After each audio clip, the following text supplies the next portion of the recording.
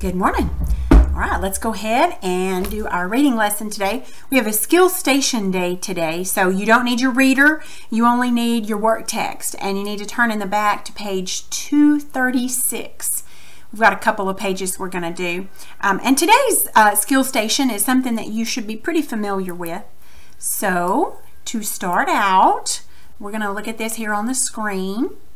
And it's just a little paragraph, a little article about ponies. So I'm going to read it, and I want you to follow along on the screen. The Chincoteague pony and the pony of the Americas are breeds developed in the United States.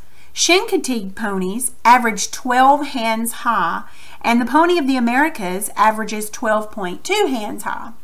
Gotland ponies are also 12 hands high, but they originated in Sweden.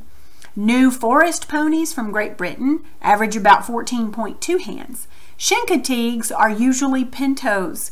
The pony of the Americas is spotted also, but its spots are smaller, looking much like those of an Appaloosa horse.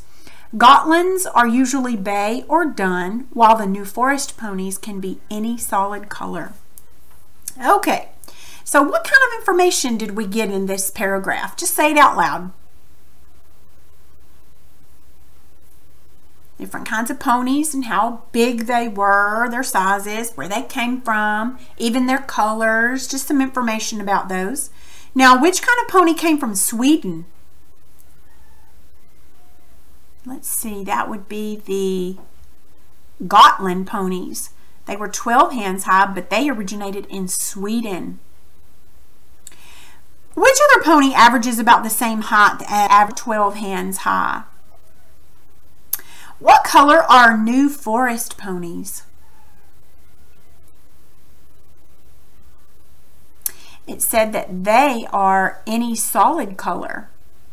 All right, so I'm going to show you something else. Let's look at these pictures here.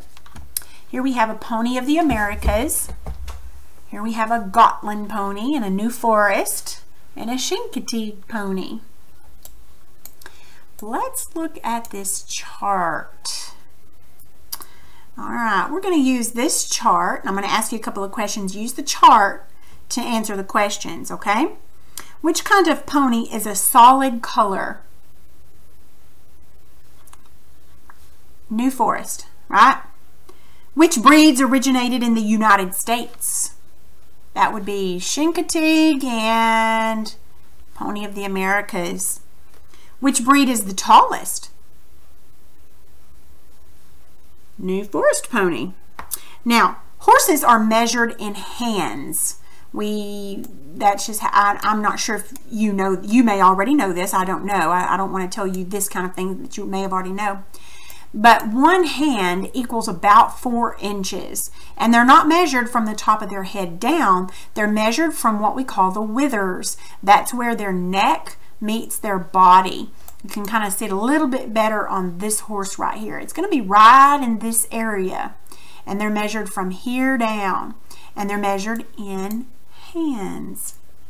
Now, was it easier to get your information from the paragraph or from the chart? To me, definitely from the chart. All right, let's go ahead and look in our book then on page 236. There's a chart up at the top. It says islands near the east coast. Now you've got on the left hand side of the chart, you've got characteristics. Barrier Island, inhabited by people, inhabited by wild ponies, abundant wildlife, auction site, roundup site, part of Virginia, and part of Maryland. Just different characteristics. And then in the middle, you've got Chincoteague Island, and on the right, you've got Assateague Island.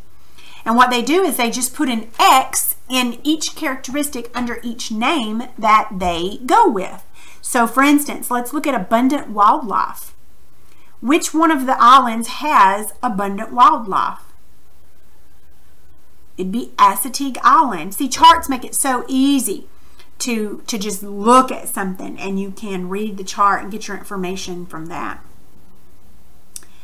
On which islands are wild ponies found?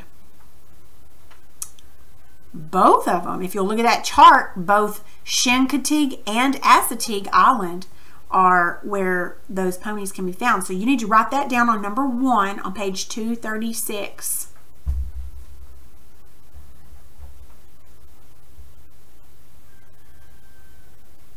Number 2, on which island is the roundup held? Assateague.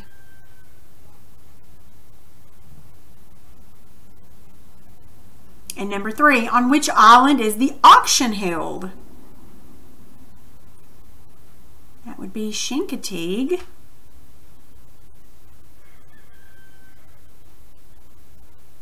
And which island belongs partly to Virginia and partly to Maryland?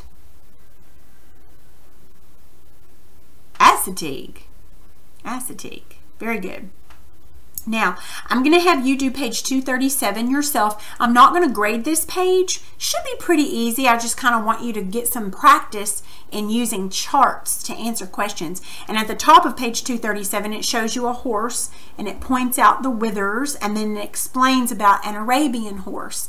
And then it gives you all the different horse breeds and all the different characteristics of those. So I'd like for you to finish this page, and I would like to check it when you're done. Okay, that's all for today.